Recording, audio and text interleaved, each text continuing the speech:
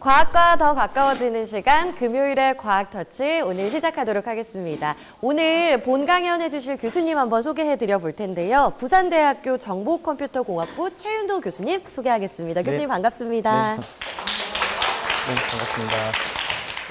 교수님 오늘 어떤 강연 해주실지 간단하게 소개 부탁드리겠습니다. 네, 오늘 저는 이제 컴퓨터 전공 중에서도 이제 정보보안 전공입니다. 그래서 최근에 이제 이슈가 되고 있는 인공지능을 포함을 해서 인공지능의 어떤 보안 문제에 대한 내용으로 좀 얘기를 하려고 하고 있습니다. 네, 그러면 교수님 강연 준비해 주시면 될 것 같고요. 저희 강연이 모두 끝나고 나면은 질의응답이 준비되어 있습니다. 그래서 우리 학생 여러분들 한번 열심히 들어보시고 궁금한 점 있으시면 교수님 강연 끝나고 질의응답 시간 활용해 주시면 될 것 같습니다. 그러면 박수로 교수님 강연 한번 들어볼까요? 박수 부탁드립니다.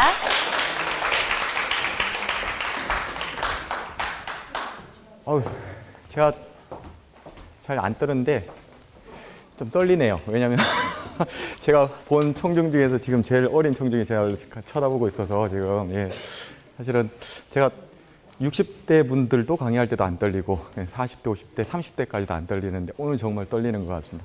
그래도 좀 용기를 내서 한번 해보겠습니다. 같이 한번 오늘 그 강의 내용을 갖다가 같이 천천히 한번 보면서 혹시 인공지능은 다 알죠? 그죠? 네, 인공지능은 다 알 것 같은데 거기다가 이제 뭐 해커 이러면은 또 많이들 익숙하잖아요. 그죠? 보안은 잘 모르겠는데 제가 하는 일은 쉽게 생각하면은 컴퓨터에서 일어나는 인공지능을 포함한 모든 컴퓨터 관련된 모든 일에서 이 정보 보안을 어떻게 실천할 수 있을까 하는 뭐 기술적인 내용을 갖다가 한다고 보시면 되겠습니다. 그게 뭐 쉽게 생각하면 마지막으로 해커인데 화이트 해커라고 해서 이제 하는 부분이 있죠. 네, 그런 부분을 조금 더 이제 학문적으로 하는 사람이라고 이해를 해주시면 될 것 같습니다. 그래서 여러분들 이게 왜 이제 해커를 꿈꾸는 학생들이 예전보다는 좀 많아졌더라고요. 특히 이제 과학고를 목표로 하는 학생들 같은 경우 대부분 다 화이트 해커가 되겠다라고 이제 꿈을 가진 학생들도 좀 많아지고 그래서. 근데 이제 해커라는 게 이렇게 크게 어려운 내용은 아니고요. 사실은 컴퓨터 관련되어진 이제 전공을 여러분들이 하면서 컴퓨터에 대한 공부를 하고 뭐 이론과 실습을 하면서 지금 이제 공부하는 건 마찬가지겠죠, 그죠? 그렇게 하면서 이제 하나하나씩 배워가면 자연스럽게 여러분들이 이제 하고자 하는 꿈이 이렇게 그게 화이트 해커가 됐든 진짜 저같이 이제 교수가 될 수도 있고요. 아니면은 진짜 연구소에서 정말 컴퓨터 관련되어진 어떤 보안이나 이런 것들을 하는 연구자가 될 수도 있고 그렇습니다. 그래서 오늘 여러분들과 함께 이렇게 주제를 사실은 요게 있는데 요게 하나 빠졌네요. 이야기라고 써야 되는데 AI, ICT 융합 시대의 정보보안 이야기를 갖다가 오늘 조금 해보도록 하겠습니다. 좋은 말은 다 있다라고 보시면 되는데요. 인공지능 최근에 이슈가 되고 있는 인공지능이 AI고요. 근데 인공지능 전에 인터넷 다들 쓰시죠, 그죠? 인터넷하고 관련된 게 ICT라고 이해를 하시면 되겠습니다.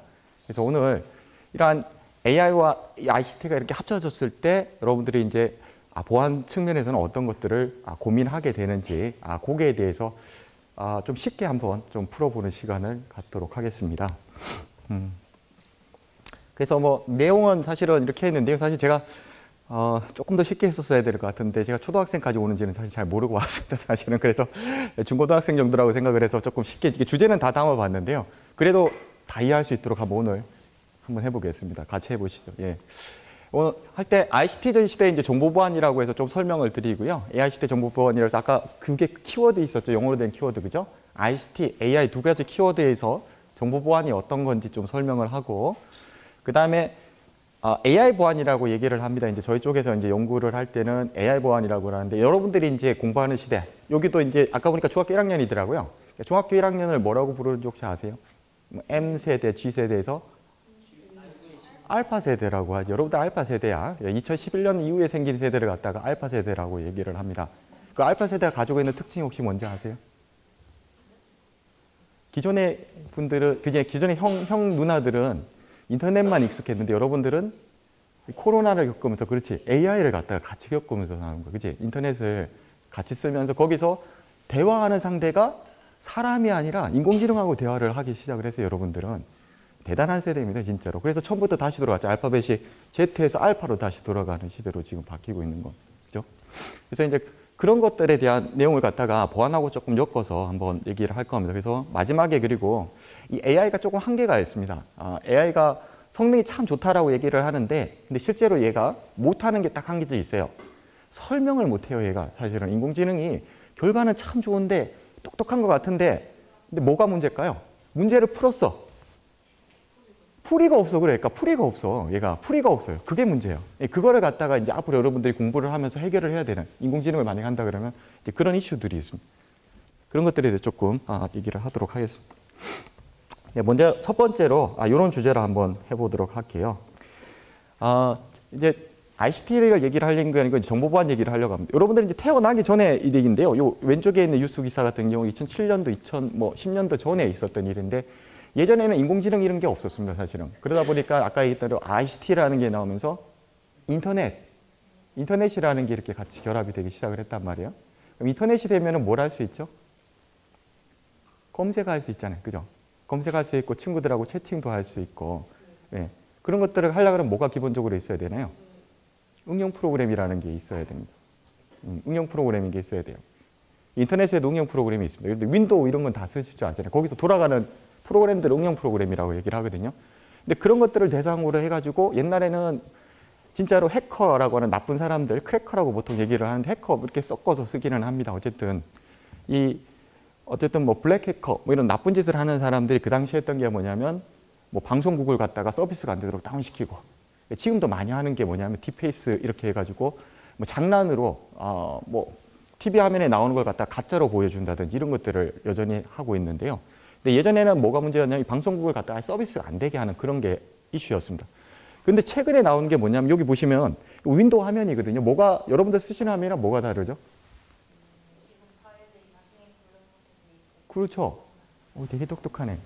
정말 잘하는구나. 맞아. 왜 그러면 연결이 안 될까? 혹시 이것도 알 수 있을까? 왜 연결이 안 된 거지?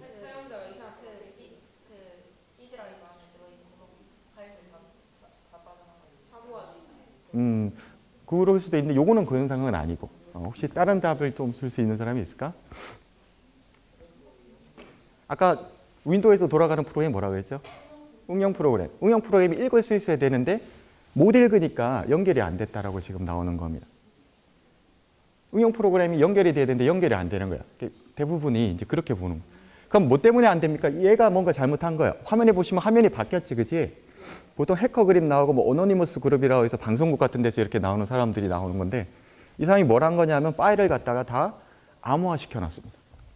그게 이제 랜섬웨어라고 하는 건데요. 지금 여러분들 시대에서 이제 가장 큰 악성 코드 중에 하나가 이제 랜섬웨어라는 거예요. 웨어는 보통 소프트웨어입니다. 그래서 멜웨어 이러면 악성 코드 이렇게 악성 소프트웨어라고 하고 랜섬웨어니까 뭘까요? 랜섬의 영어 뜻이 뭐죠? 몸값을 갖다가 요구하는 거를 랜섬이라고 얘기를 합니다. 그러니까 어떤 영화 같은 데 보면 이렇게 납치해가지고 거기서 몸값을 내놔 그러면 풀어줄게 뭐 이런 거 있잖아요.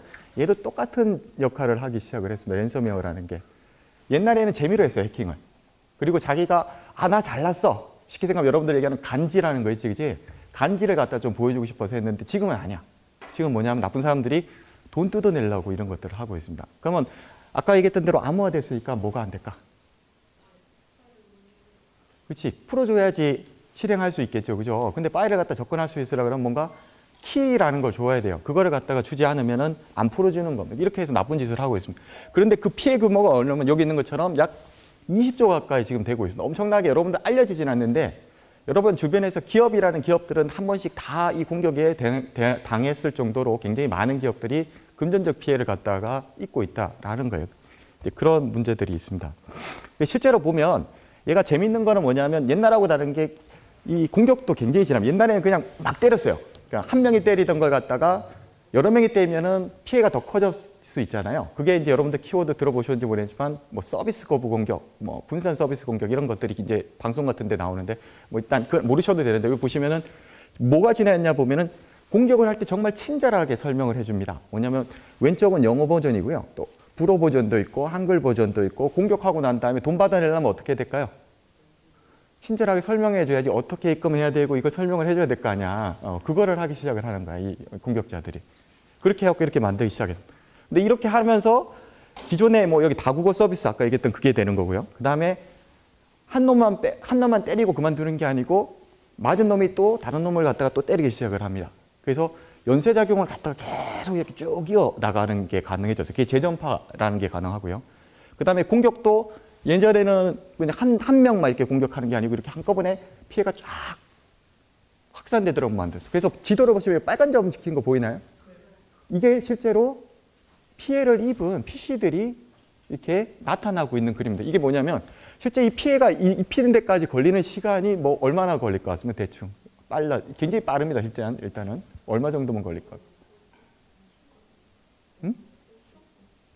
몇 시간? 며칠? 몇 분?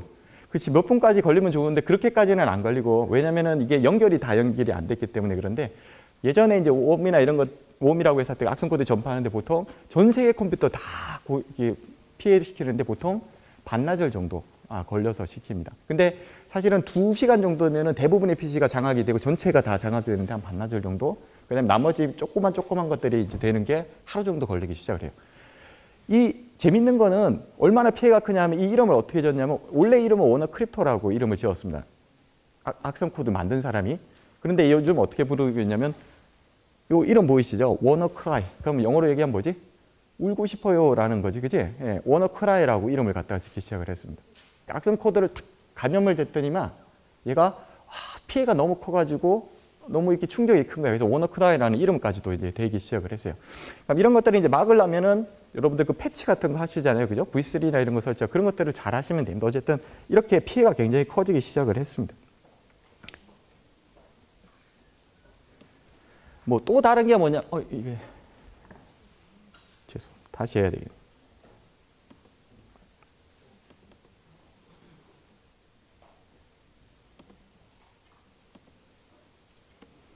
네, 또 다른 게 뭐냐면 이제 최근 들어서는 옛날엔 PC만 공격당했단 말이에요. 근데 요즘 아시겠지만 IoT라는 거 혹시 들어봤습니까?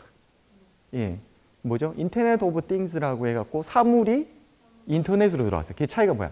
옛날에는 그냥 인터넷 오브 PC라고 생각하시면 됩니다. PC만 인터넷에 연결돼 있었어. 근데 이제 뭐지? 요 보이는 것처럼 예, 웹에 사용되는 이게 CCTV, 그지? 웹 카메라라든지 웹 CCTV라든지 이런 것들이 다 연결되기 시작을 했죠, 그죠? 그다음에 여러분들 웨어러블 디바이스, 저도 이렇게 하나 차고 있는데 웨어러블 디바이스 다 차고 계시죠, 그죠? 이런 것들이 다 연결되기 시작을 했단 말입니다. 그럼 공격 대상이 공격자 입장에서는 정말로 다양해지기 시작을 했어요. 그래서 최근에 나타나고 있는 공격 유형은 뭐냐면 여러분들이 사용하는 일반적인 뭐 웨어러블 디바이스부터 다 공격을 하기 시작을 합니다. 특히 이거 보시면 일본에서 만든 캐논 카메라인데요.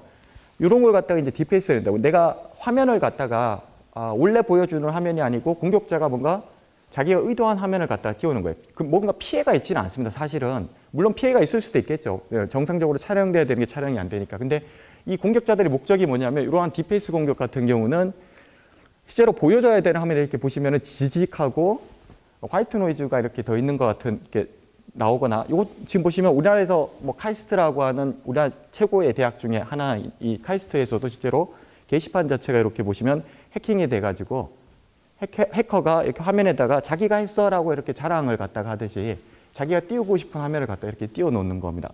뭐 이런 게 2021년도에 나왔고요. 아까 그다음에 특히 스마트폰 다 쓰시잖아요, 그죠? 예, 스마트폰은 잘못 쓰시면 안 되는 게 절대로, 그래서 모르는 링크나 이런 것들은 클릭하시면 안 돼요. 요즘 뭐 사실은 스미싱이라고 해갖고 이렇게 뭐 그런 뭐 문자에 오는 거를 링크를 잘못 클릭하시면 금전적으로 이렇게 나가는 것도 있기는 한데, 어쨌든 또 문제가 뭐냐면 여러분들이 하는 대화를 갖다 공격자가 엿들을 수도 있습니다. 어떻게 하는 거냐면 굉장히 쉬워요. 조금만 프로그램을 갖다가 하면 되는데, 이제 뒤에서도 얘기했지만 옛날엔 프로그램 할 줄 알아야지 그래도 할 수 있었는데 요즘은 뭐에 도움을 받으면 되지?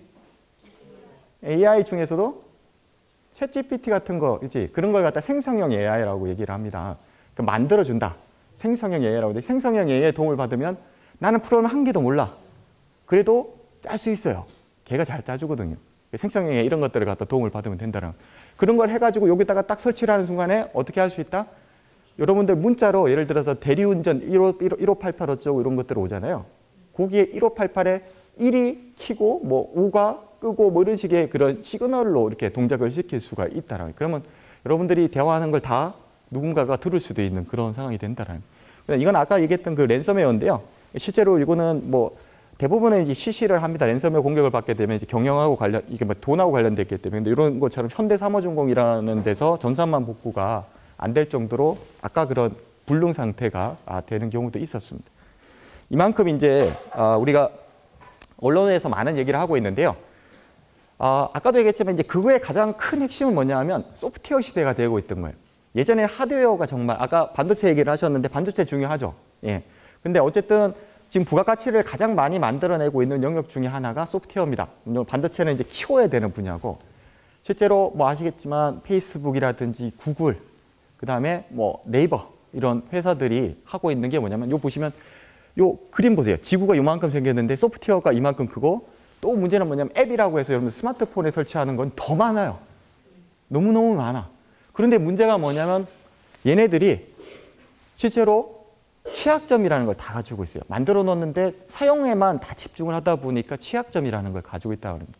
그 다음에 이런 게 실제로 왜 중요하냐? 근데 소프트웨어 회사로 갈 수밖에 없습니다. 여러분들이 여기에 보시면은 넷플릭스 모르는 사람 없죠? 예. 그 다음에 혹시 네스트라고 혹시 들어보는 사람 있으세요? 네스트라고 여기 지금 요거 그 실제로 이제 여러분들 집에다가 이렇게 하는 사물 인터넷에서 이렇게 전력량이나 이런 것들을 측정하는 디바이스거든요. 근데 이런 것들은 이제 아직 일반 가정에서는 잘 안 쓰는데 미국이나 이런 데 가시면은 실제로 많이 쓰고 있는 장비, 유럽이나 쓰는 데는 많이 쓰고요. 근데 우버 혹시 아나? 우버는 알죠, 그죠? 예. 우버 같은 경우는 여러분들 속하고는 조금 다르긴 한데 그런데 미국이나 유럽 같은 데 가면 이렇게 택시 대신에 이렇게 호출해가지고 내가 택시를 이렇게 차량을 갖다 이용할 때 쓰는 앱이거든요. 그리고 페이스북 알죠, 그죠? SNS 관련돼서 여러분들 다 아실 텐데. 그러니까 에어비앤비 어떻습니까? 에어비앤비는 아마 여행을 자주 가시는 분들이 쓰는 거라서 잘 모를 수도 있을 것 같고요.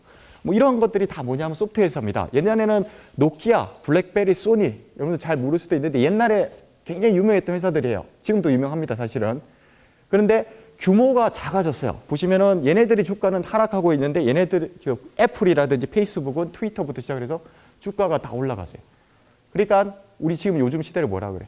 소프트웨어 시대라고 할 만큼 하드웨어가 중심이 되는 사회가 아니고 소프트웨어를 잘해야지 정말로 여러분들 시대는 잘할 수 있는 그런 시대로 바뀐 상황이라고 보시면 되겠습니다. 그런데 이제 문제는 제가 이제 보안으로 잠깐 좀 넘어가서요. 여기 보시는 것처럼 보안 사고의 대부분은 이 소프트웨어에서 다 나옵니다. 75% 가까이가 실제로 이제 설정이나 이런 문제가 아니라 애플리케이션이라고 하는 이 영역에서 다 나거든요.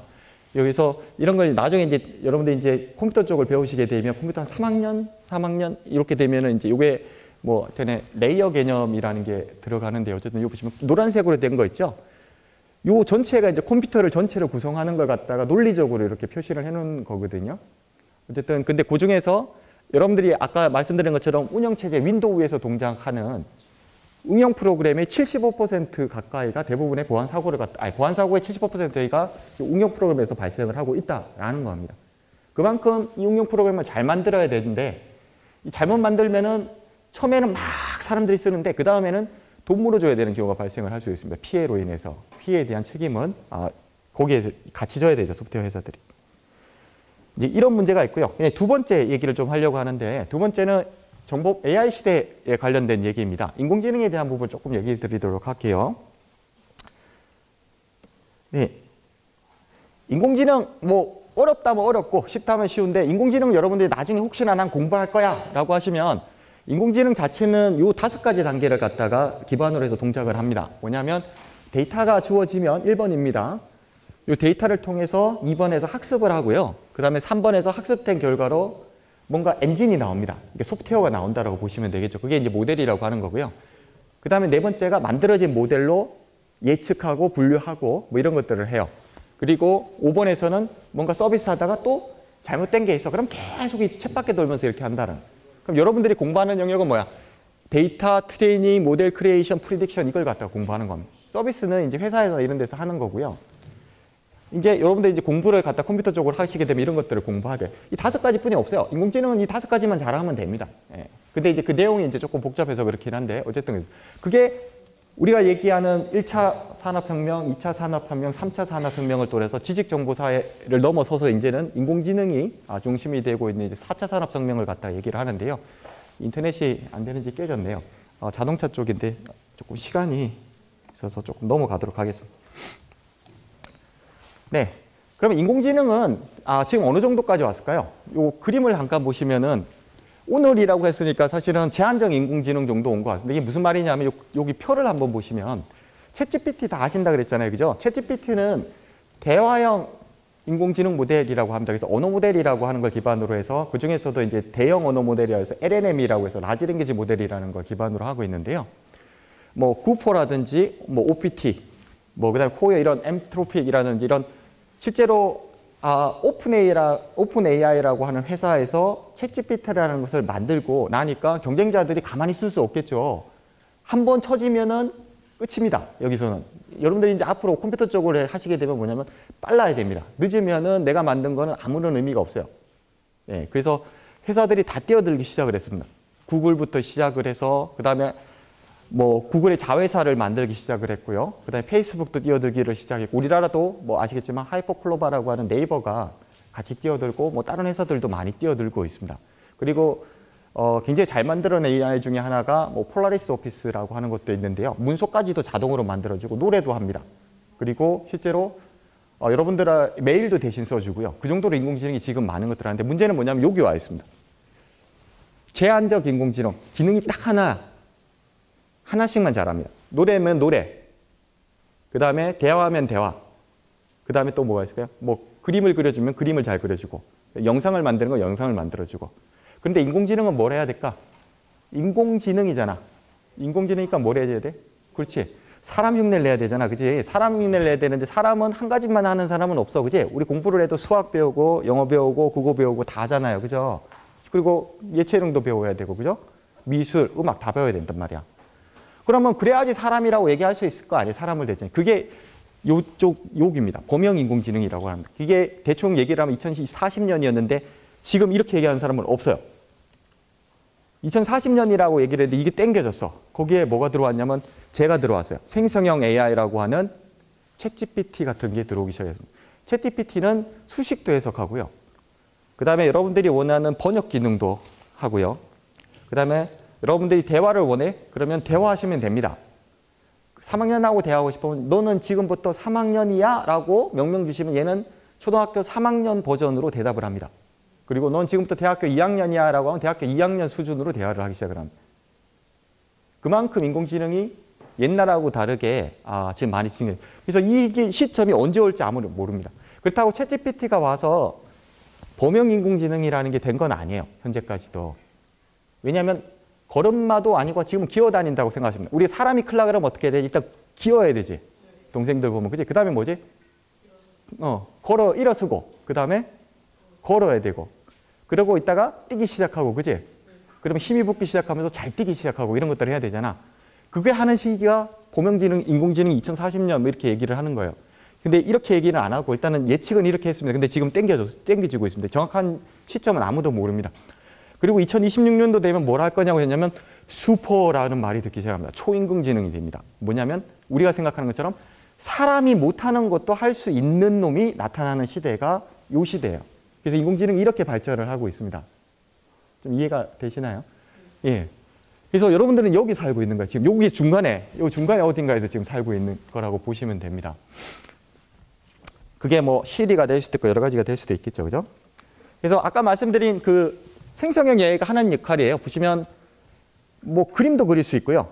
이미지도 만들 수 있고요. 그 다음에 오디오도 만들 수 있고요. 텍스트도 만들 수 있고 그 다음에 심지어는 아까 얘기했던 뭐 할 수 있다고? 여러분들은 코딩을 한 번도 배운 적이 없는데 코드까지 얘가 만들어줘요. 그래서 인공지능을 제일 잘 쓰고 있는 사람이 혹시 누군지 아는 사람? 네. 개발자?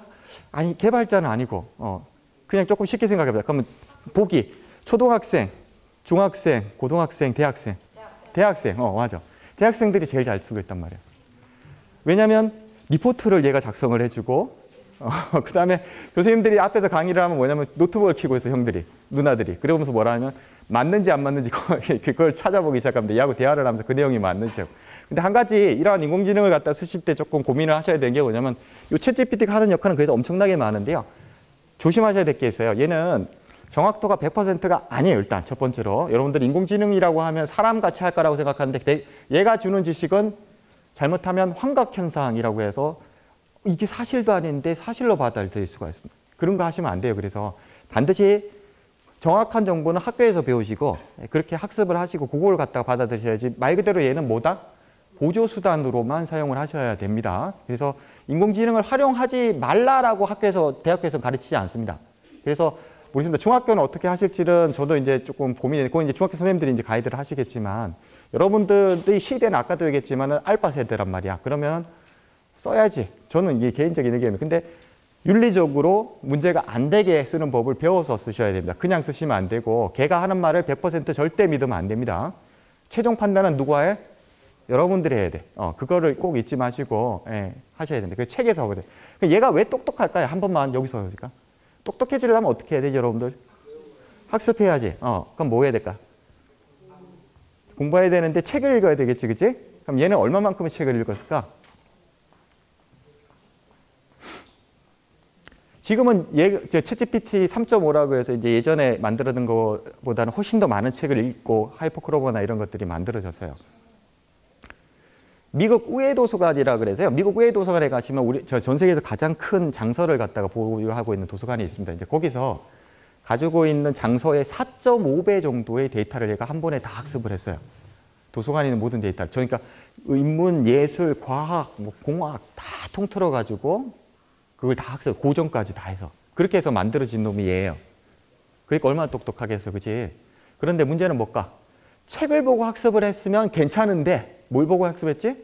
인터넷에 또 돌아다니는 진짜인지 모르는 정보까지도 학습을 했어. 얘는 정보를 필터링하지 않았습니다. 그러다 보니까 가짜 정보를 만들기 시작을 한 거야. 그 데이터량이 얘가 처음에 학습할 때 45 테라바이트, 알지기지? 예, 기가 다음에 테라니까 10에 12승 정도 데이터 되는, 이 정도 데이터가 학습이 되기 시작을 했습니다. 그래서 어떤 일을 하는지 보시면 문장까지 고쳐져요. 그러니까 학습에는 여러분들이 보조수단으로 활용할 수 있습니다. 예를 들어서 이 영어 문장이 어디가 틀렸는지 여러분들 보면 금방 알 수도 있겠지. 그치? 요즘 영어를 많이 배우니까 I really like this movie which was why I bought it이라고 해보겠습니다. 그죠? 시제가 지금 틀렸다라는 부분이 있는데 얘한테 물어봤습니다. 어떻게 고칠 수 있을까? 라고 물어봤더니 which is라고 고쳐야 된다라는데 왜 그렇게 생각해 물으셔야지. 답을 보고 그냥 끝나면 안 돼, 절대. 그리고 묻고 난 다음에 이게 동의가 되면은 얘 말이 맞을 수 있겠다라고 여러분들이 최종 판단을 하셔야 됩니다. 그래서 얘가 설명을 하기 시작합니다. 뭐냐면 which는 주로 현재 시제와 함께 사용되며 was는 과거 시제입니다. 따라서 문장을 which is로 고쳐야 됩니다라고 해서 설명을 하고 있습니다. 이게 문법적으로 동의가 되시면 시제 일치를 기반으로 해서 which is라고 쓰는 거고요. 한글도 마찬가지예요. 한글도 이렇게 답을 줍니다. 그럼 여러분들이 항상 물은 거에 대해서 왜 그렇게 생각했는가를 같이 생각을 해야지 인공지능 시대에서는 할 수 있습니다. 근데 자, 그럼 이제 AI 보안으로 조금 가서요. 이렇게 인공지능이 만들어졌는데 똑똑한데 속이기가 쉬워요. 똑똑한 사람이 잘 속아 넘어간다라는 얘기 혹시 들어보셨습니까? 왜냐하면 자기가 잘한다고 생각을 하기 때문에 약간만 좀 속이면 얘기를 속일 수가 있어요. 그게 뭐냐면 인공지능의 수학적 모델인데요. 이 그림이 이제 위에 보시는 게 수학적 모델을 좀 쉽게 설명을 한 건데 이 빨간색을 기반으로 해가지고 성능을 좋게 만들려면 이게 수렴이 이렇게 할 때는 최적화를 기반으로 해서 이렇게 수렴되도록 GD라는 게 이제 그레디언트 디스트라고 해서 기울기 값을 갖다 감소시키는 방향으로 이렇게 그 최적화 파라미터 값을 찾아가는 건데요. 요거를 반대 방향 파란색으로 이렇게 만들 수가 있습니다. 그러니까 수렴하는 걸 발산시킨단 말이야.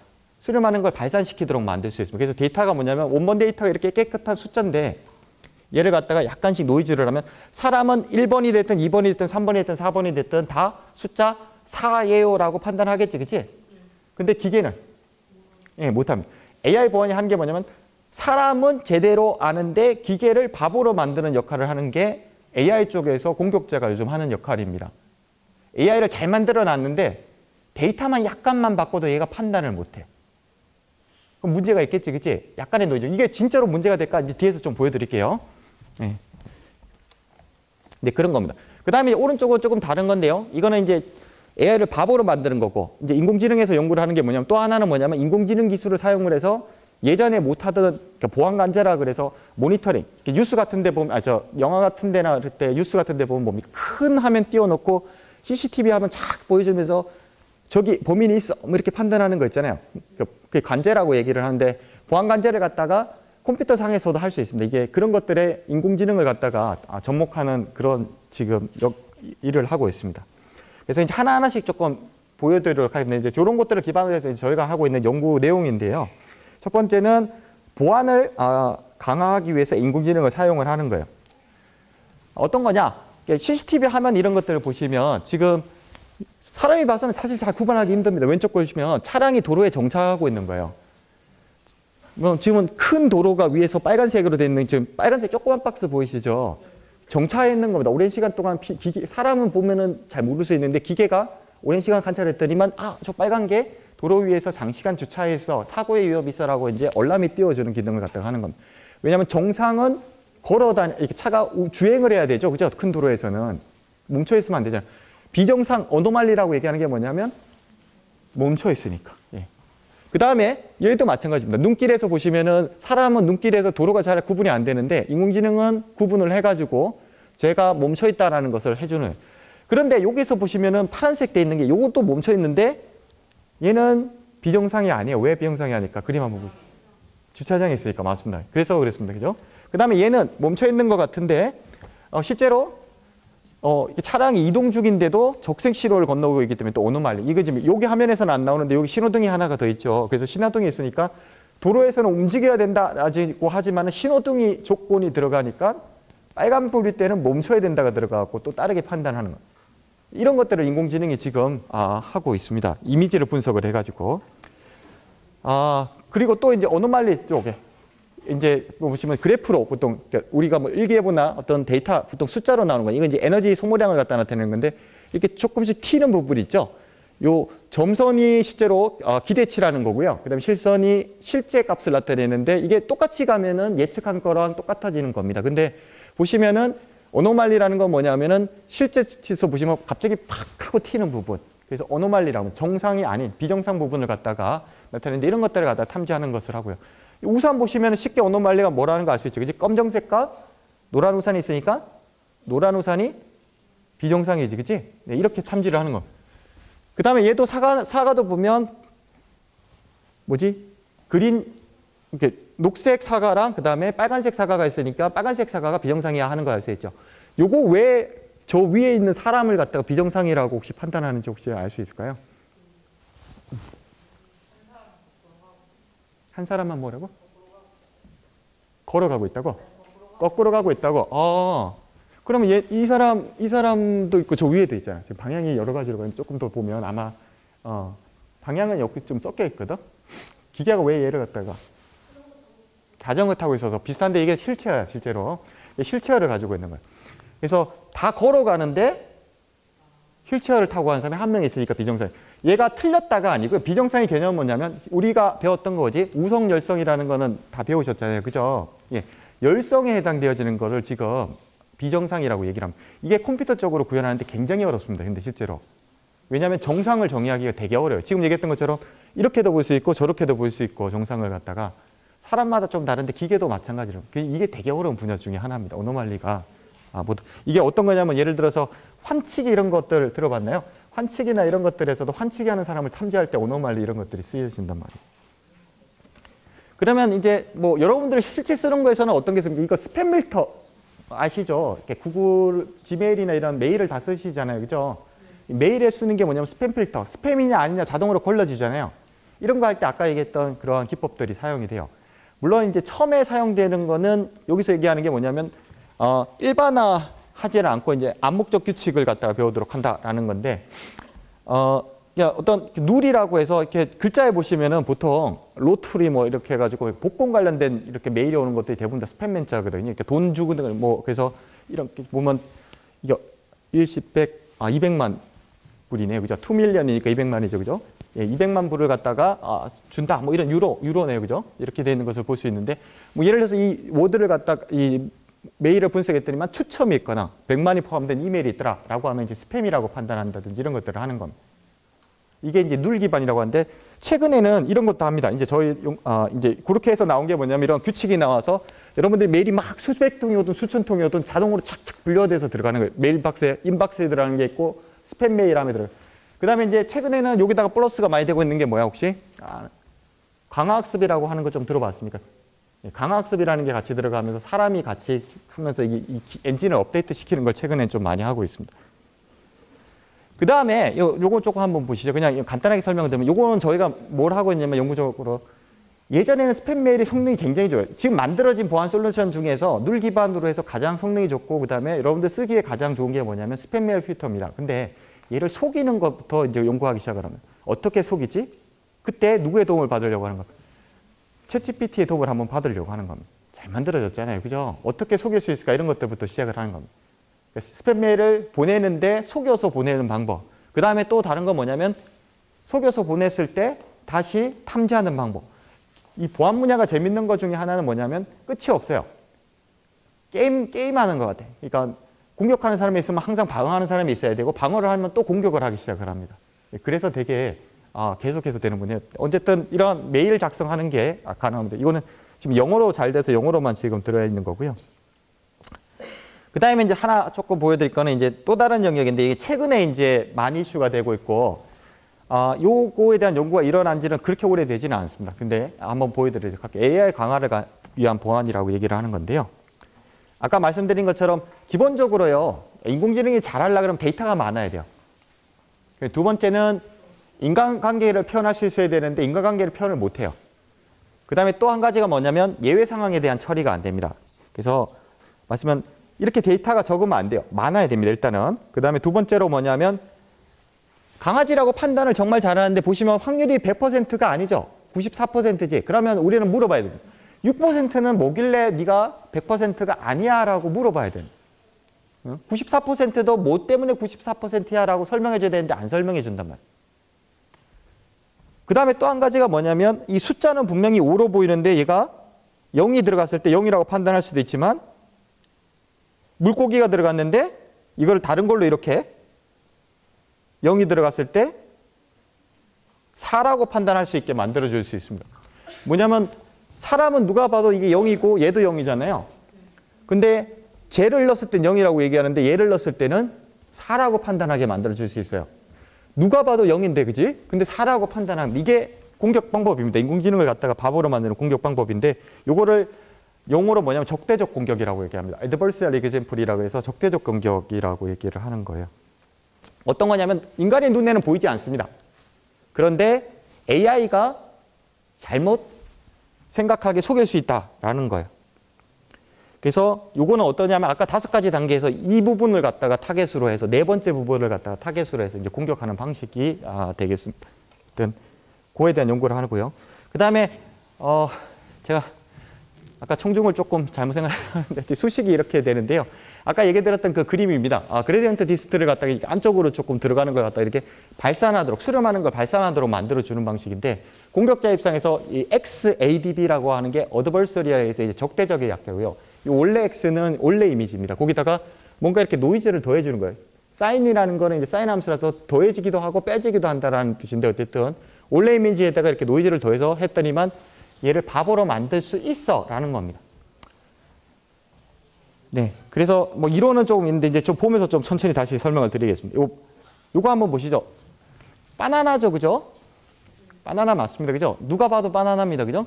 한번 바보로 만들어요. 지금은 바나나라고 판단을 하고 있습니다.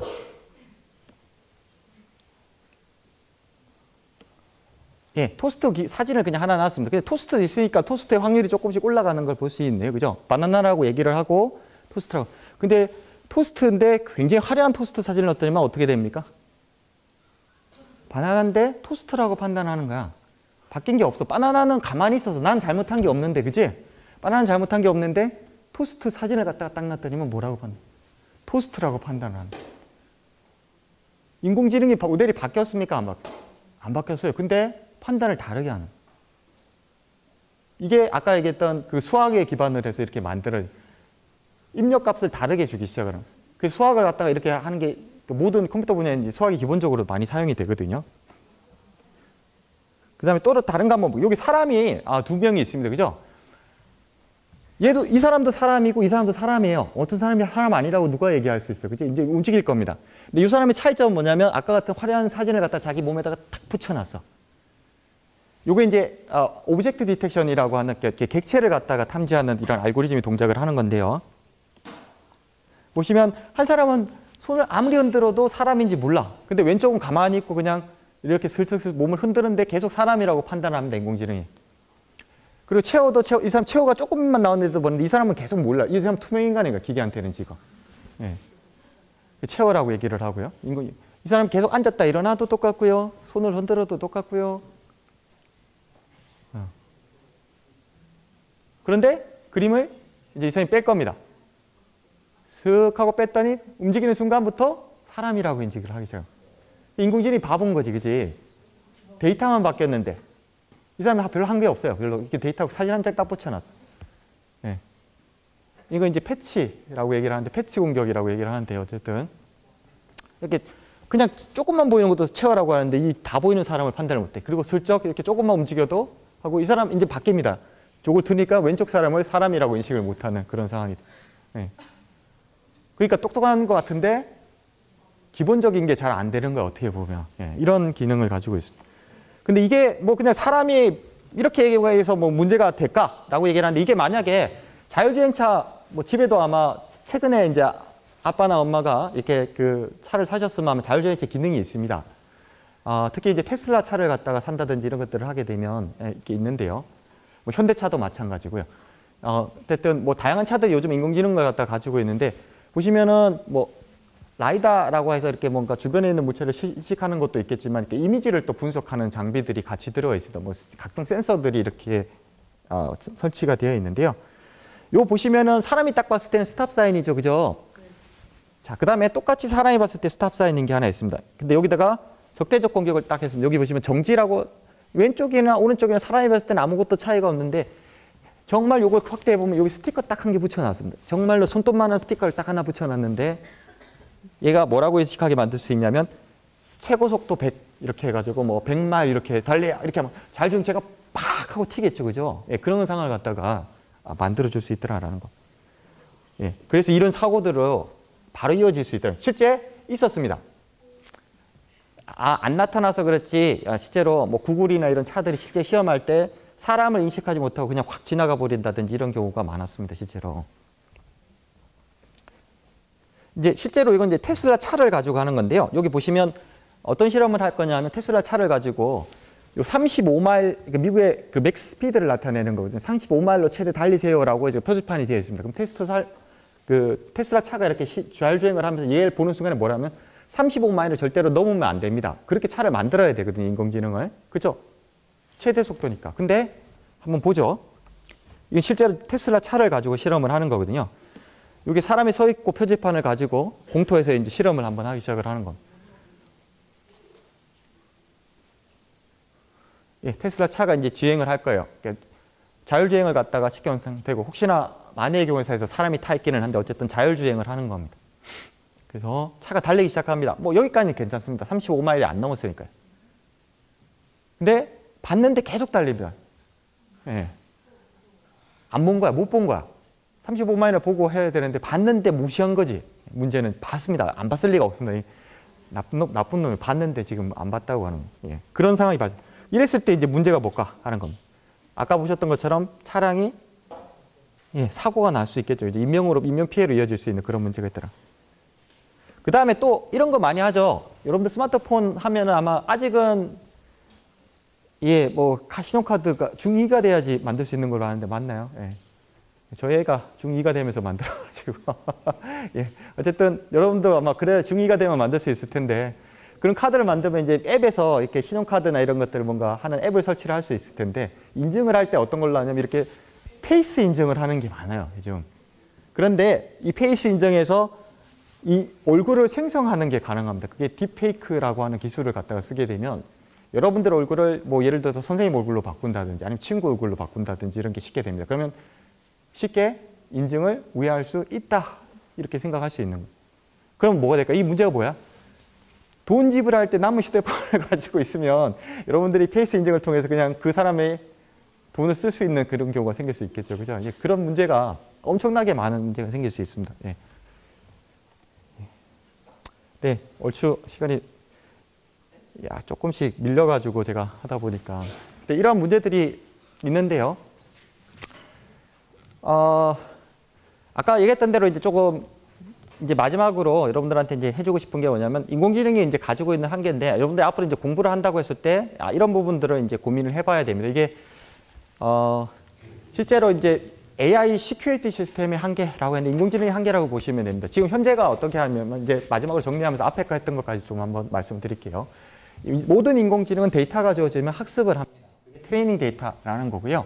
그래서 학습 과정을 갖다가 거치게 되고 아까 1단계, 2단계에 해당되는 거고 learned function이라고 된 게 아까 모델이라고 하는 3단계에 해당이 됩니다. 그리고 4단계에서 프리딕션을 해서 이게 서비스로 이어지는 형태. 이 모든 그림은 그래서 항상 그 그림을 벗어날 수가 없어요. 근데 이제 여기에 들어가는 게 여기처럼 막 뉴런이라고 하는 퍼셉트론이라고 얘기를 하는데 뉴런이 굉장히 복잡하게 연결되어 있습니다. 이게 복잡하게 연결되어지면서 아웃풋을 갖다가 만들어내는데 아까 보셨던 것처럼 고양이 이미지가 들어가면 고양이 이미지가 딱 나와야 되는데 문제는 뭐냐 하면 Why did you do that? 왜 그렇게 한 거야? 라고 했을 때 이렇게 결과를 했을 때 하는 거라든지 뭐 왜 다른 것들은 못하지? 못하는 게 있을 수도 있고요. 그 다음에 뭐 0.93%라고 얘기를 했으면 93%가 왜 나오는지도 설명해 주면 왜 7%는 안 나오는 거야? 라는 것도 설명을 해줘야 되고요. 그러면 이 7%는 어떻게 고칠 수 있을까에 대한 힌트도 줘야 되는데 이 딥뉴럴 네트워크는 복잡하니까 설명할 수가 없어. 성능은 좋은데 정말로 복잡하게 만들어놨더니 성능이 좋아요. 정말 좋습니다. 예, 깜짝깜짝 놀랄 정도로 좋습니다. 근데 문제는 뭐냐면 똑똑한데 야 좀 설명해줘라고 했더니 설명을 한 개도 못합니다. 얘가. 그래서 지금 하는 연구들은 뭐냐면 이걸 설명하게 만들어. 물론 이제 얘의 기본적으로 성능을 그 최적화라고 해서 선형대 수학이라는 걸 나중에 이제 대학교나 이렇게 가시면 배울 수 있는데 그걸 기반으로 하면 얘를 갖다가 성능을 최적화하는 방법이 왜 가능한지에 대한 거를 이렇게 증명을 할 수 있습니다. 역전파라고 하는 걸 통해서 하는데요. 어쨌든 그거는 또 다른 문제고요. 이 안에서 쉽게 설명을 할 수 있어야 되는데 설명을 못해요. 고양이가 들어갔을 때 왜 고양이라고 판단했어를 갖다 해야 되는데 그거는 못해요. 성능이 90% 나오게 하는 이유를 설명을 할 수는 있는데 어느 정도 고양이라고 하는 이유를 설명을 못하는. 예를 들어서 고양이를 보면서 여러분들 느끼는 건 뭐지? 얘는 조금 통통하긴 하네요. 그죠? 통통한 걸로는 고양이를 설명을 못하지. 그치? 일단은 털이 조금 있고 그 다음에 또 뭐였지? 귀가 쫑긋 이렇게 조금 뭔가 있고, 그지? 그 다음에 또 뭐, 발톱 같은 게 있으면 또, 라크론 발톱. 이런 것들이 하나하나씩 설명이 돼야지 고양이구나라고 최종적으로 생각할 텐데, 그거를 설명을 못 해. 어떤 식으로든 설명을 못 합니다, 얘는. 그런데 이게 이제 여러분들이 생각하는 일상생활에 탁 들어요. 이게 고양이를 못 하는 게 정도야 뭐 그냥, 에이, 뭐 그럴 수도 있지 하겠지만, 문제는 아까 같이 얼굴 들이밀고 인정하는데 인증을 못 해. 그럼 문제가 크잖아, 그지? 그리고 아까 표지판에서 35마일 멈춰야 되는데 못하면 그것도 문제가 크잖아. 오동작 하면 안 됩니다. 오동작을 갖다가 하면 안 되는데 인공지능이 지금 오동작을 얘기하냐? 아무도 얘기 못 합니다. 왜냐하면 인공지능이 아직 커야 돼요. 여러분들이 이제 앞으로 어떤 기술이 발전하는 걸 봤을 때 이제 같이 보셔야 되는 게 뭐냐면 기술은 큽니다. 그런데 이 기술이 크고 나면 항상 문제를 생길 수 있는 부분들은 나중에 다루기 때문에 이제 그런 부분들을 같이 고민을 하셔야 되는데 지금은 이제 그런 부분을 안 하고 있죠. 그래서 이렇게 만들어야 돼요. 고양이라고 판단을 했으면은 이 패스를 쭉 따라가면서 아, 이 패스에서 뭐라고 설명을 했으니까 고양이구나 라는 거 아까 얘기했던 대로 귀 모양이라든지 그 다음에 이렇게 뭐 콧수염이 있다든지 뭐 아니면 손톱이나 발톱 같은 데서 이렇게 좀 날카롭게 생겼다든지 설명 가능한 explainable 모델이라고 했는데 설명 가능한 모델로 이렇게 진화를 해야 되는데 아직은 그 정도까지는 아니에요. 그래서 여기 보는 것처럼 이러한 This is a cat이라고 하고 펄이 있고 위스커가 있고 뭐 클로가 있고 이렇게 막 특징을 갖다가 얘기하고 있잖아요. 이제 이런 것들을 갖다가 다 가지고 있는 게 고양이야 라고 얘기를 하는 겁니다. 이런 것들을 이제 여러분들이 이제 공부할 때는 배우고 해야 되는 아직은 초보 단계에 있습니다. 지금 초보 단계에 있고요. 그래서 인공지능 기술이 지금 정말 많이 나와요. 이게 지금 여러분들이 이제 나중에 대학교 가시면 배우시게 되는 인공지능에 대한 키워드들이에요. 뭐 뉴럴 네트워크라는 게 있고 뭐 그래피컬 모델이라는 게 있고 베이시안 네트워크는 이제 확률 모델을 기반으로 하는 거고요. 뭐 빌리프넷도 마찬가지고 그다음에 SLA에서 스태티스틱스 통계 기반에 하는 모델도 있고 랜덤 포레스트라고 해서 이렇게 여러 가지 다중 모델을 이렇게 가지고 학습하는 모델도 있고 그다음에 추리가 기본적으로 모든 알고리즘의 기본이 되는데요. 디시에이션 추리라는 걸 기반으로 하는 게 있고 하여튼 뭐 굉장히 많은 게 있습니다. 그거를 봤을 때 이렇게 좀 정확도 관점에서 봤을 때는 지금 아까 얘기했던 게 뭐라고요? 복잡하게 돼 있는 딥 뉴럴 네트워크를 사용하는 딥러닝이라는 건 다들 들어봤죠, 그죠? 예, 그거가 가장 성능이 좋아요. 그래서 이게 이슈가 되고 있는 거고. 그런데 설명 가능성은 뭡니까? X축이 설명 가능성이고 Y축이 정확도예요. Y축으로 높이 올라갈수록 성능이 좋은 거지, 그지? 그 다음에 X축으로 이렇게 멀리 0점에서 이렇게 떨어질수록 설명이 가능한 건데 보시면 제일 안쪽으로 붙어 있지. 딥뉴럴 네트워크는. 정확도는 좋은데 왜 그렇게 답을 하는지 몰라요. 근데 이런 거 디시전 추리 같은 경우는 성능은 낮은데 설명을 잘해줘. 왜 그렇게 나왔다라는 걸 갖다 고칠 수 있습니다. 그래서 앞으로 여러분은 공부해야 될 게 뭐라는 거야? 노란색 부분을 이렇게 오른쪽으로 싹 미는 걸 해야 됩니다. 앞으로 공부하셔야 되는 거는 여러분들이 만약에 컴퓨터 공학도가 돼서 공부를 하신다 그러면 이거를 갖다 이렇게 밀어서 성능도, 물론 위쪽으로도 밀긴 합니다. 성능도 높이고 설명도 가능하고 그래서 위아래 옆으로도 밀고 위로도 밀고 이걸 같이 하셔야 되는 그런 시대라고 보시면 되겠습니다. 그래서 XY 결과로 얻어진 판단 근거를 통해서 이런 원인을 파악하고 신뢰성을 갖다가 보장하기 위한 시간이 어느 정도 된 것 같아요. 제가 한 6분만 더 해서 마치도록 하겠습니다. 그 다음에 이제 연구에 대해서 조금 말씀을 드리려고 조금만 더 하려고 하는데요. 이런 걸 합니다. 아까 스팸 필터 이렇게 해서 텍스트만 보는 걸 했는데 설명 가능한 연구가 어떻게 지금 하고 있냐면 예를 보시면 이게 이제 어텐션이라고 하는 건데요. 그러니까 모든 단어의 중요도를 주는 게 아니고 특정 단어의 중요도를 갖다가 분석을 하는 거예요. 그게 텍스트가 될 수도 있고 URL 스트링이라고 해서 본문과 URL, 그러니까 그 웹페이지에 이제 본문과 URL이고요. 그 다음에 이제 이미지입니다. 이미지에서도 이렇게 어떤 부분이 중요해라는 걸 갖다가 하는데 보시면은 분석을 해가지고 이렇게 색깔이 좀 진하게 되어 있는 부분들이 얘가 이 텍스트의 가장 그 핵심 키워드들에 해당된다라는 것을 인공지능이 이렇게 판단을 해가지고 결과를 하는 거예요. 이걸 분석해가지고 예측해서 뭐 예를 들어서 이게 피싱 메일이야. 아니 피싱이라는 거는 어쨌든 그러니까 낚아채는 거거든요. 사람을 갖다가 속여가지고 사회공학적 방법이라고 얘기를 하는데 어쨌든 이게 핵심은 아니라서 어쨌든 그런 공격을 갖다가 하는 형태가 되고요. 그 다음에 이제 저희 연구실에서 한 거 조금 보여드리도록 하겠습니다. 저희 이제 프로그램을 갖다가 주로 많이 하는데요. 여기서 이렇게 이런 형태로 해서 만들었습니다. 이게 뭐냐면 유튜브 화면이 연결이 되려나 모르겠네요. 잠깐만요. 예. 굉장히 어려운 코드를 인공지능이 좀 설명을 해주면 좋겠는데 라는 거에서부터 저희가 시작을 해서 만드는 거거든요.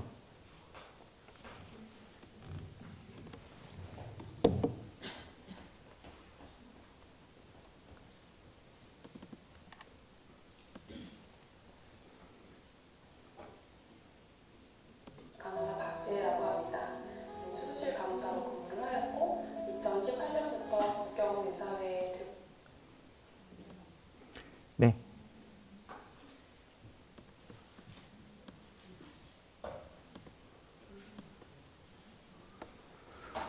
예, 이렇게 파일을 갖다가 읽어서요. 이렇게 파일을 읽어서 실행 파일을 갖다 읽는 거예요. 그러니까 소스 코드를 읽는 게 아니고 이제 실제로 바이너리 파일을 읽어서 분석을 합니다.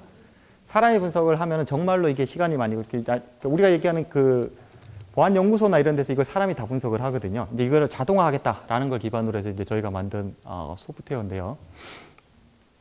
이렇게 자동 분석해갖고 이렇게 분석 결과를 한꺼번에 이렇게 그래프부터 시작을 해갖고 텍스트로 분석한 결과를 인공지능 기법이까지 동원을 해서 이제 만들어요.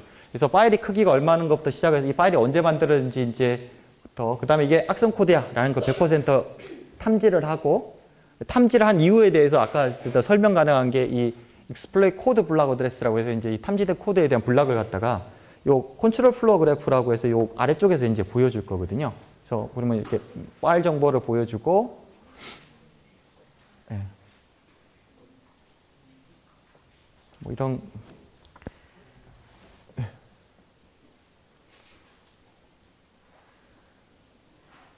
예, 길지 않아서 조금 보면서 말씀드릴게요. 그래서 이제 이거는 어셈블리어 코드라고 해서 이제 기계어에 가까운 코드입니다. 이건 사람이 쉽게 알아들을 수 있는 코드가 아니라서 굉장히 해석하기 어려운 코드입니다. 일반 컴퓨터 한다고 해서 다 할 수 있는 게 아니고요. 정말 몇 명 잘하는 사람들만 하는 건데 이거를 인공지능적으로 이렇게 분석을 해서 보여주는 거다. 이 빨간색으로 된 게 문제가 있어라고 해서 인공지능이 탁 찍어서 보여주는 코드를 만든 겁니다. 실제로. 이렇게 보시면 거의 암호같이 코드가 되어 있잖아요. 이 코드예요. 실제로 프로그램 코드. 옛날에 기계에서 돌아가도록 만들어주기 위해서 만드는 코드거든요. 지금은 이제 이 언어를 잘 안 배우기도 하는데 학교에 따라서 이제 배우는 데도 있고 안 배우는 데도 있는데 어쨌든 이런 코드를 실제로 분석을 할 수 있는 코드를 만들었고요. 그때 여러분들이 이제 나중에 대학교 가시면 이제 그래프 관련된 것들을 배울 텐데 뭐 콜플로우 그래프라고 하는 것들을 전체 코드 다 분석해서 이렇게 요약해서 딱 프로그램이 해주게 하니까 얼마나 좋습니까? 사람이 해야 될 일을 줄여주는 거죠. 전체를 보는 게 아니고 빨간색만 보게 되고 문제가 어떻게 발생했는지 아까 설명 가능해야 된다 그랬잖아요. 이 화살표를 따라가면서 문제 코드를 갖다가 찾을 수 있게 만들어주는 것들을 하고 있습니다. 네, 이런 것들을 저희가 만들어서 했고요. 네, 그래서 앞으로 이제 여러분들이 그 하셔야 될 건 아까 말씀드린 정확도 높이는 거 이렇게 위로 쫙 올리는 거 하셔야 되고요. 그다음에 옆으로 이렇게 미는 거 작업하시면 설명 가능하도록. 그것들이 뭐냐면 뭘 거시니까 앞으로 인공지능을 하시든 무슨 공부를 하시든 컴퓨터 쪽에서 하시려고 하면 뭐 공학도 마찬가지고 제 생각에는 인문학도 사회도 마찬가지고 여러분들 그 별로 아마 생각을 안 하실 것 같은데 저도 공부할 때는 별로 이걸 생각 안 했는데요. 내 의사를 정확하게 전달하려고 그러면 뭐 해야 된다 그랬지 항상? 육하원칙에 따라서 설명해야 된다 그랬잖아. 그지? 컴퓨터도 마찬가지고 사람도 마찬가지입니다. 그래서 여러분들이 연구를 하실 때 혹은 공부를 하실 때 마찬가지로 고민하셔야 되는 게 도대체 누가 설명하는 사람이고 설명하는 사람이 누구냐? 그 다음에 보안 관점에서는 보안을 어떻게 설명할 것인가? 왜 설명 가능한 보안이 필요한가? 이런 것들을 항상 고민을 같이 하셔야 돼요. 이게 지금 이 키워드로는 무슨 말씀인지 잘 안 다룰 텐데 여기서 얘기하고 싶은 건 뭐냐면 육하 원칙에 맞춰서 항상 고민을 하시고 생각하고 머리 정리하는 것들을 습관을 하시게 되면 여러분들이 무슨 공부를 하시든 그게 컴퓨터 분야든 컴퓨터 보안 분야든 인공지능 분야든 뭐 다른 분야든 예, 뭐 화학, 공학, 화학, 건축 모든 분야 다 똑같습니다. 제가 생각하기에는 예, 그렇게 하셔서 하시면 좋겠습니다. 네, 그래서 제가 준비한 자료는 여기까지고요. 1시간 정도 여러분들한테 인공지능부터 시작을 해서 ICT, 그다음에 보안까지 설명해 드리려고 했는데 잘 이해가 됐을지 모르겠어요. 좀 시간이 아마 질의응답 시간이 있는 것 같습니다. 그래서 혹시 이해 못하신 부분에 궁금한 게 있으면 질의응답 통해서 물어보시면 되겠습니다. 예, 고맙습니다. 네. 오늘 학생 여러분들이 많이 와 계셔서 마지막으로 이제 정보컴퓨터공학부에 대한 네. 소개 그리고 정보컴퓨터공학부에 오면 어떤 일들을 할 수 있는지 미래는 어떤지도 간략하게 한 번만 소개해 주시면 좋을 것 같아요. 네. 마지막 질문도 참 어렵네요. 예. 가장 어떻게 보면은 이제 각광받고 있는 분야 중에 하나가 컴퓨터 분야가 아닌가 싶습니다. 그러니까 예전에는 컴퓨터라고만 얘기했던 게 요즘은 또 인공지능 전공이라는 게 새로 생길 정도로 어떤 최신 이슈를 갖다가 가장 쉽게 받아들여서 학문적으로 이제 발전하고 있는 분야가 컴퓨터 분야인데요.